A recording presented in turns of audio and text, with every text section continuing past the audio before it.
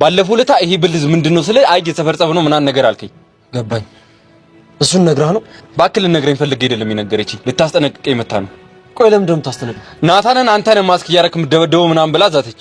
ምን? ቆይ እንዴት? አላውቅም። ቆይ ማን ነው እንደዚህ እያደረገ ያለው? ማንነቱን ልለየው አልቻልኩም። በኒንጃ ሙድ እየመጣ ነው ያሰቃይ። በጣም የሰለጠነ እንደሆነ ያስታውቃል። በተደጋጋሚ ነው እንደዛ ያደረገ? አዎ ይላል። በተደጋጋሚ ነው። በዚህ ልክ ራሱን ቀይሮ ሊያጠቃ የሚችል ይጣለው ሰው አለ? እዚህ ግባ የሚባል ሰው እንኳን የለም። ዝም ብለህ እስኪ የሆነ ነገር ለማሰብ ሞክር። በተደጋጋሚ አስቤበታለሁ። በቃ የተጣላው ሰው ቢኖር ካሌብ ደግሞ እንደዚህ አይነት ነገር የሚያደርግ አይመስለኝም።